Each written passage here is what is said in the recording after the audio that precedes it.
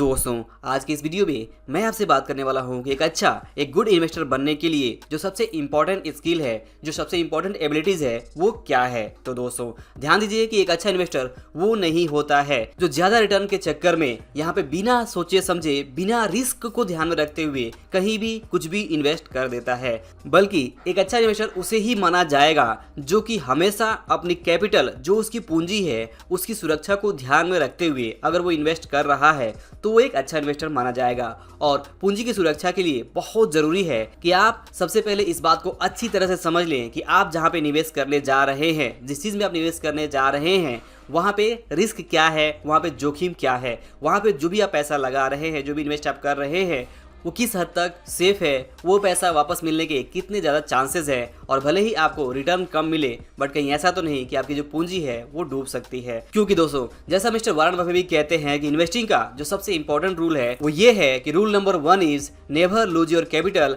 And rule number 2 is never forget rule number 1। यानी कि अच्छा इन्वेस्टमेंट करने के लिए बहुत जरूरी है कि आप अपनी कैपिटल, अपनी पूंजी की सुरक्षा को सबसे पहले ध्यान में रखें। बात करें पूंजी की सुरक्षा को तो यहाँ पे सबसे इंपॉर्टेंट चीज आती है रिस्क मैनेजमेंट। और ये जो रिस्क टेकिंग एबिलिटीज है, रिस्क टेकिंग कैपेसिटी है, यही है सबसे इंपॉर्टेंट चीज जो कि आपको एक अच्छा इन्वेस्टर बनाती है। तो आपको अच्छा इन्वेस्टर बनने के लिए सबसे जरूरी है कि आप अपने रिस्क टेकिंग कैपेसिटी की, आप कितना रिस्क उठा सकते हैं, कितना जोखिम आप ले सकते हैं किसी भी निवेश में, वो समझना आपके लिए सबसे ज्यादा जरूरी है। और उसके अकॉर्डिंग आपको समझदारी से आपको यहाँ पे आगे इन्वेस्ट करना है। लेकिन सबसे पहले तो यही चीज है कि आप जो निवेश करना चाहते हैं उसमें जो रिस्क है उसे समझें, क्योंकि हर एक निवेश में कुछ न कुछ रिस्क होता है। किसी निवेश में रिस्क कम होता है, किसी में ज्यादा होता है, किसी में मॉडरेट होता है, लेकिन रिस्क जरूर होता है। तो आपकी रिस्क उठाने की जो क्षमता है वो क्या है, आप कितना रिस्क उठा सकते हैं, कितना रिस्क इजीली बर्दाश्त कर सकते हैं, वो चीज समझते हुए ही आपको इन्वेस्ट करना है। और यही है सबसे इंपॉर्टेंट चीज जो कि आपको एक अच्छा इन्वेस्टर बनाती है। तो अब अगर बात करें रिस्क मैनेजमेंट के बारे में और रिस्क के बारे में, रिस्क कितने तरह के होते हैं, तो जनरली रिस्क को 3 कैटेगरी में डिवाइड किया जा सकता है।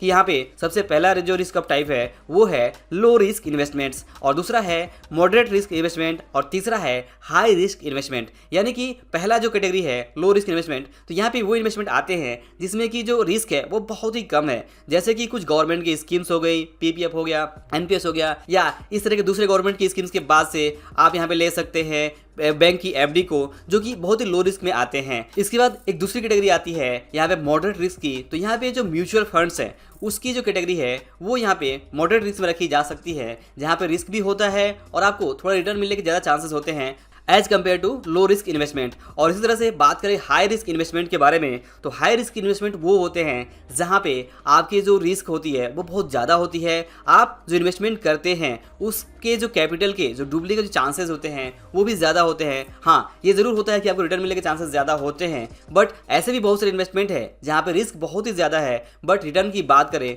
तो वो यहाँ पे पूरी तरह से आपकी पूंजी वहाँ पे डुबा सकती है। तो आपको समझना ये है कि आप किस तरह के रिस्क उठा सकते हैं और अकॉर्डिंगली आपको यहाँ पे इन्वेस्टमेंट करना है। अब आगे अगर बात करें तो इन 3 रिस्क को अलग अलग और 2 कैटेगरी में डिवाइड कर सकते हैं। जैसे कि यहाँ पे सबसे पहला हो सकता है वेरी लो रिस्क इन्वेस्टमेंट्स, और इसके बाद दूसरा हो सकता है लो टू मॉडरेट रिस्क इन्वेस्टमेंट, और तीसरा हो सकता है मॉडरेट रिस्क इन्वेस्टमेंट, और चौथा हो सकता है मॉडरेटली हाई रिस्क इन्वेस्टमेंट, और पांचवा हो सकता है हाई रिस्क इन्वेस्टमेंट, और छठवां हो सकता है वेरी हाई रिस्क इन्वेस्टमेंट। तो अब सवाल ये आता है कि कैसे पता करें कि कोई इन्वेस्टमेंट्स इनमें से किस कैटेगरी में आता है, यानी कि कौन से इन्वेस्टमेंट्स यहाँ पे वेरी लो रिस्क वाले हैं और कौन से इन्वेस्टमेंट वेरी हाई रिस्क वाले हैं। तो दोस्तों यहाँ पे कुछ आप अपना पैरामीटर सेट कर सकते हैं। जैसे फॉर एग्जांपल यहाँ पे मैं आपको यहाँ पे ये कह रहा हूँ कि अगर आप बात करें वेरी लो रिस्क इन्वेस्टमेंट की, तो जो इन्वेस्टमेंट्स जहाँ पे पूरे साल में 0 से 4% अप एंड डाउन हो सकते हैं वो होते हैं बहुत ही very low risk investments. For example बात करें बैंक के फिक्स डिपॉजिट की,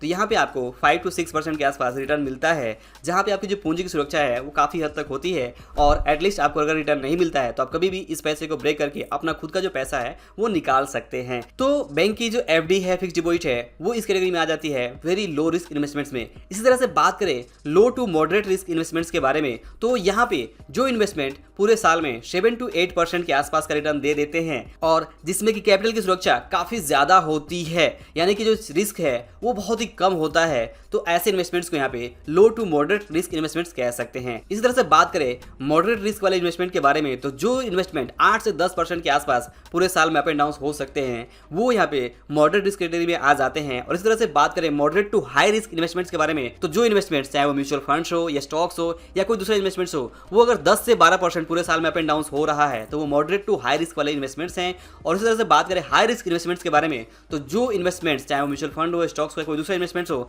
वो अगर 12 से 15% पूरे साल में अप एंड डाउन हो रहे हैं तो बहुत ही हाई रिस्क इन्वेस्टमेंट्स हैं। और इसी तरह से कोई इन्वेस्टमेंट्स अगर पूरे साल में 15% से ज़्यादा ऊपर या नीचे हो रहा है तो वो यहाँ पे बहुत ही हाई रिस्क इन्वेस्टमेंट्स हैं, जैसे कि क्रिप्टो वगैरह होते हैं। तो दोस्तों यहाँ पे ध्यान देने वाली समझने वाली बात ये है कि रिस्क अलग अलग तरह के होते हैं और अब आपको ये डिसाइड करना है कि एक अच्छा इन्वेस्टर बनने के लिए आप अपने रिस्क टेकिंग जो कैपेसिटी है उसे समझें कि आप कितना रिस्क ले सकते हैं, कितना जोखिम ले सकते हैं और अकॉर्डिंगली आप समझदारी से वहीं पे इन्वेस्टमेंट करें जिस इन्वेस्टमेंट को आप अच्छी तरह से समझते हो। क्योंकि इन्वेस्टमेंट का जो बेसिक प्रिंसिपल है वो यही कहता है कि आपको सिर्फ और सिर्फ उसी निवेश में अपना पैसा लगाना चाहिए जिस इन्वेस्टमेंट्स के बारे में आप अच्छी तरह से जानते हो। और इन्वेस्टमेंट को समझने के बाद से बात आती है कि आपकी जो रिस्क टेकिंग कैपेसिटी है क्या वो उस इन्वेस्टमेंट से मैच कर रही है या नहीं कर रही है। अगर आप जितना रिस्क उठा सकते हैं और जो इन्वेस्टमेंट्स आपने देखा है, समझा है, वो अगर बराबर है तो आप उस चीज़ में इन्वेस्टमेंट कर सकते हैं। तो दोस्तों आई होप इस वीडियो से आपको जरूर समझ में आया होगा कि एक अच्छे इन्वेस्टर बनने के लिए ये कितना ज़रूरी है कि सबसे पहले हम अपने खुद के